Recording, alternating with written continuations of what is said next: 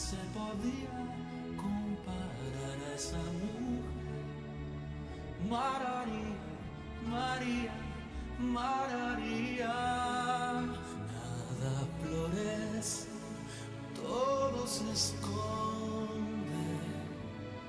Solo lava el sol cuando amanece. Duerme Femes, se para el tiempo y el dolor te quema como el fuego. Nada se podía comparar a esa mujer. María, María, María, María, María, María.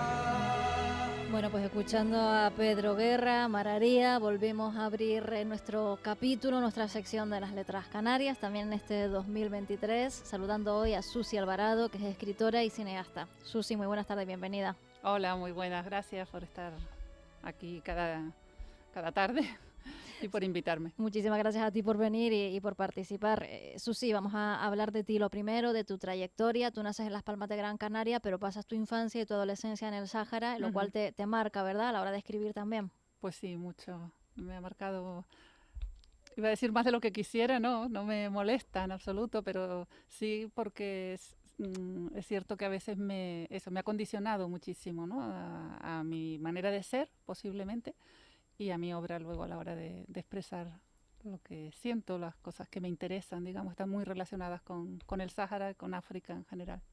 En tu libro Suerte Mulana, en el prefacio, primero se habla de los pocos autores o autoras de las islas que hablen del Sáhara. Los tenemos aquí al ladito, pero apenas hablamos de él. ¿Por qué crees que ocurre esto? La verdad que es curioso porque tenemos el continente africano aquí al lado y hay una historia de relaciones entre las islas, sobre todo las islas más orientales con el continente. Y es verdad que no hay una conciencia de esa cercanía. Pero pienso que parte de que ni siquiera hay una conciencia de que los canarios somos africanos, que este es un archipiélago africano. Y está claro que políticamente dependemos de España, somos españoles, pero tendríamos que tener más claro esa conciencia de africanidad, que me parece que eso falta y eso influye en que no sintamos como propio, como cercano lo que ocurre en el continente. Y claro, hay muchas diferencias pues de cultura, religión, etcétera, y eso como que marca una barrera. Sería interesante, yo creo que se hiciera más literatura, más cine, y que se facilitara también desde Canarias el acercamiento a los países africanos, simplemente como turistas, ir conociendo más lo que tenemos ahí al lado. Yo creo que eso ayudaría mucho a que la población en general se interese por el continente y a la hora de crear historias, pues también que se hagan contando cosas que pasan aquí a poquitos kilómetros, ¿no? Tienes una larga obra literaria, también una importante obra cinematográfica. Hablas de contar historias, tu objetivo es ese, contar historias, y cambias las dos plataformas para hacerlo sin ningún problema. ¿Prefieres una u otra? Háblanos un poco de ellas. Bueno, sí, a mí siempre me ha gustado. Yo no sé, lo que te decía de que quizá me había marcado el Sáhara en lo personal, pues pienso que también vivir en el desierto, en una zona, además yo vivía en un pueblecito en Villa Cisneros que era muy pequeño, muy poquitas casas y no había más que desierto y mar, era una zona costera, una ría. Y eso pues yo creo que te ayuda a desarrollar mucho la imaginación también, ¿no? De puertas adentro de mi casa había siempre muchos libros, mis padres eran maestros, por eso fueron para allá a trabajar allí, a dar clase allí. Y había muchos libros y me gustaba muchísimo leer, y luego de puertas afuera pues era como aquel vacío, ¿no? Aquel lienzo en blanco donde yo me podía inventar lo que fuese. Y yo creo que eso me movió mucho la imaginación entre lo que leía y lo que imaginaba, a tener siempre esa necesidad de transformar la realidad y de crear cosas nuevas. Entonces a veces yo en principio, más que escribir, dibujaba y pintaba mucho. Me gusta mucho la pintura también y era una manera de expresar que me gustaba. Luego empecé a contar cosas escritas y ya últimamente ha sido más el cine, ¿no? Ya ha sido una última etapa. pero creo que simplemente son esos modos diferentes de contar algo que me interesa compartir y que el medio a veces parece que lo facilita con literatura, ya sea poesía o narrativa, y otras veces el cine aproxima mucho más y a más gente, que llegue una historia a mucha más gente, ¿no? De hecho, Suerte Mulana, vuelvo a nombrarlo de nuevo porque Sí. la portada recoge uno de tus dibujos cuando sí. eras pequeña. Sí. Sí, es un dibujito de cuando Ujú. tenía 8 años. Y bueno, no sé si cuento un poco la Cuéntalo, anécdota claro de que por sí, qué. sí, hay No sé tiempo. si hay tiempo. Pues yo a la hora de escribirlo, o sea, yo tenía algunas historias ya escritas y otras que perfilé ya más adelante, pero algunas cosas estaban escritas de atrás.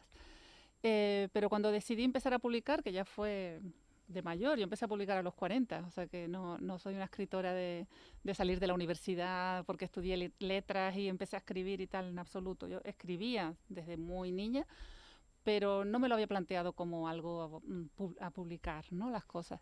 Y ya fue eso, tenía 40 años justo cuando dije, bueno, en lo personal, digamos, se me colocaron las cosas de un modo que me pareció propicio.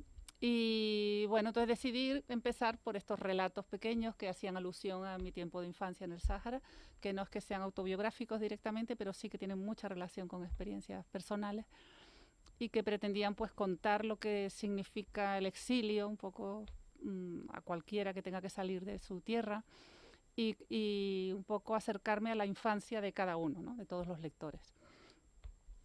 Y bueno, entonces me acordé de un profesor que tenía yo de dibujo en aquella época, que había tenido relación con él después también, y le mandé los relatos y le pedí un dibujo para la portada, algún cuadro suyo para la portada. Y entonces me responde diciendo, me han encantado, está muy bien, públicalos, tal, pero te voy a mandar un dibujo tuyo, no un dibujo mío. Qué bueno. Él tenía desde aquella época guardado ese dibujito, que era una lámina de clase, que él dice que la tenía en un cuadro en su habitación y que la había tenido todos estos años puesto y tal, que le había gustado mucho. Oye, pues qué anécdota más bonita. Entonces, Susi. claro, yo ni me acordaba. Digo, mándamelo a ver de qué se trata y tal. Cuando lo recibí sí que me acordé incluso del día en que lo había dibujado.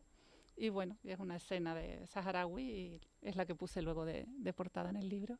Y la verdad que atrae mucho a la gente, a la gente le llamó la atención, a pesar de ser un dibujo infantil. Vamos a hablar también de Sorimba, un libro bastante conocido tuyo y que, bueno, hoy viene además con una historia paralela. Háblanos primero de la obra, que es Sorimba, y luego lo que estás reivindicando. Sorimba es una novela que transcurre en la isla del Hierro, una isla que conozco muy bien y a la que voy con mucha frecuencia. Y bueno, que buscaba al escribir esto recuperar todos esos valores del pasado que se están perdiendo, el pasado de las islas que han cambiado tan rápido en los últimos 50, 60 años y que la gente joven de hoy apenas conoce, el pasado de los abuelos, sobre todo en las zonas rurales, obviamente, de todo el archipiélago.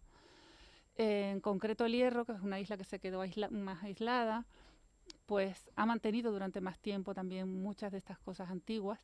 Y concretamente hay un poblado, en la Albarrada, que es el pueblo más antiguo de la isla, en lo alto, y del que solo quedan piedras y restos, pero que se reconoce fácilmente dónde estaba cada casa y que además lo he visitado con gente que incluso vivió allí. Ahora está abandonado, pero quedan algunas personas que lo habitaron. Y entonces me pareció que era interesante utilizar este poblado como ejemplo, digamos, de todo lo que era la vida antigua en las islas, la dependencia de la naturaleza para poder salir adelante, la relación tan estrecha del ser humano con la tierra, con los ciclos, las estaciones, con todo esto, ¿no? Y un poco habla de todo eso para, digamos, despertar, sobre todo en los jóvenes, bueno, que lo conozcan primero y luego pues despertar el interés también por algunas cosas del pasado que creo que es interesante también conservar. Y bueno, con este libro hace ya 10 años que se publicó, ahora se acaba de reeditar y se ha editado también en alemán porque había mucho interés, muchos turistas alemanes que venían a la isla y que les interesaba y me habían pedido muchas veces que se tradujera. Y ahora estoy en medio de una campaña, por llamarlo de alguna manera, de recogida de firmas, precisamente para que este poblado se proteja que no se construya nada que lo deteriore y que se incluya en las rutas turísticas. Está muy cerquita del Garoé, del Árbol Santo del Hierro, que está en la ruta del agua y que se visita como parte de las tradiciones de la isla. Pues creo que se podría incluir este pueblo ahí, que valdría la pena conservarlo, ¿no? Y te has traído el Bueno, libro, Susi. sí, Yo te animaría, está. si quieres, a que nos leas un extracto para hacernos una idea. Bueno. El que Bueno, tú elijas, voy a el leer que primero un prefieras. poquito de qué va. Yo pongo Ujú. aquí, lo tengo en la contraportada. Sorimba es un viaje al pasado, pero también al interior de uno mismo. Una historia imaginada que se inserta en el relato simple y sin artificio de lo cotidiano. Una fantasía abrazada a la tierra y a la memoria para que nunca se pierda. La historia es como realmente es un viaje al pasado. El protagonista es un chico joven que viene de Europa, de la península, y que bueno, viaja al pasado. Entonces mezcla un poco algo mágico, digamos, pero con luego la historia de lo que ocurre. Pero todo el libro, aunque aparentemente es de una lectura muy sencilla, que entra muy fácil, que se lee con relativa facilidad, un libro aparentemente muy fácil, me llevó bastantes años de documentación porque está basado mucho en todo lo que los viejos contaban, tanto vocabulario como historias, como anécdotas. Y entonces requirió pues eso de mucha entrevista y casi un trabajo documental. Ujú. De hecho, algunas personas me dijeron, es que el libro es como un cuento documental, me decían. Digo, bueno, no sé si existe ese género, pero sí que es una especie de trabajo documental.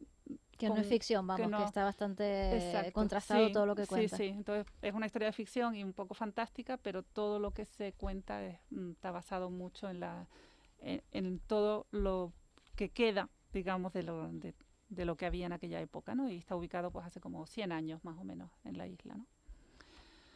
Un trocito a lo mejor Si que quieres puedo el leer. principio, para no hacer spoiler, Sí, como se dice hoy en día, no descubrir sí, nada, sino no. solo el aperitivo para que la gente se anime a leerlo. Un fragmentito aquí de...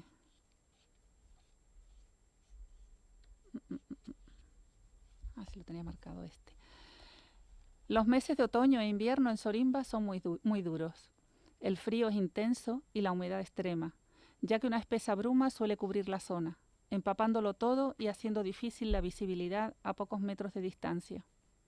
Así, cuando el frío, la bruma y el viento se alían para azotar juntos el poblado, silbando por encima de los caminos e intentando colarse en las casas por las rendijas y las puertas entreabiertas, todos nos protegemos tras las gruesas paredes al calor de la lumbre y de los animales. Bueno, pues muy bonito, desde luego invita a la lectura y a la reflexión de, una vez más, una voz como la tuya que pide que se conserve el patrimonio, lo que tenemos, que no olvidemos nuestra historia. Y bueno, me parece curioso que los alemanes te estén pidiendo incluso, Sí. ¿no? Que les cuentes, Sí. que interesados por conocer cómo era esa zona antiguamente, y nosotros aquí pues nos estemos prácticamente enterando. Uh-huh. Sí, ya te digo, de hecho, incluso en la isla, yo he ido en algunos institutos allí, en alguna ocasión, alguna clase de instituto allí a presentarlo, y mucha gente joven de allí de secundaria no tiene ni idea, pero ¿y dónde está? Pero ¿y dónde está la Albarrada? Digo, pregunten a sus abuelos, hablen en sus casas, digan, vayan además el Hierro, sabes lo chiquito que es, que en media hora están allí. Y es una sorpresa. He ido incluso también con alumnos de aquí de Gran Canaria que han organizado viajes de fin de curso o algún viaje con los profesores de lengua y tal, lo han leído en clase y luego hemos ido allá para recorrer el sitio y aprovechar entrevistarse con gente mayor, hacer algún trabajo de recopilación de tradiciones y cosas de ese tipo, ¿no? Y yo creo que es muy importante que la gente joven hoy no se olvide de todo lo que supone el patrimonio cultural de las islas, ¿no? Pues una pregunta que hacemos siempre en esta sección a los escritores y escritoras que vienen. ¿Cómo es esa formación a los más jóvenes, a las más jóvenes? ¿Conocemos bien la literatura canaria, nuestros autores, nuestras autoras, o nos queda mucho camino todavía por recorrer y bueno, que insertar todavía más en los currículos, en lo que se imparte a los jóvenes para conocer nuestra literatura? Yo creo que queda muchísimo, muchísimo. Sí, es verdad que cada vez más se van incluyendo y que hay maestros y profesores en secundaria, sobre todo, que a lo mejor ya tienen por norma tirar de algunos autores para trabajar los textos o para invitar a algún autor a que los alumnos lo conozcan, etcétera. pero a veces es más por iniciativa propia del profesor, porque tiene él propiamente un interés, que porque esté estructurado de esa manera en los programas educativos canarios. Entonces, yo creo que hay que hacer mucha presión, un poco no solo por los escritores actuales, sino empezar por los escritores y artistas en general. Todo el mundo de la cultura en Canarias tiene que ser conocido y valorado por los canarios antes de, y si no antes, por lo menos a la par que los de fuera. Y para ustedes, para los autores, ¿cómo es escribir un libro y que luego te lo publiquen? ¿Se consigue fácilmente o es complicado? Hombre, tampoco es muy fácil. Siempre el tema editorial exige a veces un peregrinaje y un enviar los manuscritos a esta, a la otra. Pero bueno, lo que más cuesta a veces es darte a conocer en un principio. Una vez ya adquieres un cierto nombre y se te empieza a valorar y los lectores, digamos, van hablando bien de ti y tal, pues eso cada vez va siendo después un poco más sencillo que cada nuevo libro, digamos, se te publique, ¿no? Pero empezar a publicar es verdad que es costoso. ¿Algún consejo especial para alguien que nos está escuchando y que se quiera animar en el mundo de la literatura? ¿Algo que deba hacer sin falta? Pues no sé, no desesperarse, sobre todo paciencia es lo que yo mandaría. Y trabajo, seguir escribiendo, seguir insistiendo, y yo creo que tarde o temprano una buena historia llega en algún momento. Tiene salida de algún modo u otro. Y hoy es mucho más fácil, además está la autoedición por una parte, pero también están los blogs y están, no sé, hay como más medios en las redes sociales y puedes de algún modo colarte, la gente que quiere hacerse oír por primera vez. Creo que insistiendo y ya digo con un poco de paciencia al final te oyen. Susi Alvarado, escritora y cineasta, muchas gracias por venir a Canarias Radio, por hacer posible esta sección de las letras canarias en las que intentamos eso, conocer más a nuestros autores y a nuestras autoras. Gracias por la invitación. Hasta otra. María, María, nada florece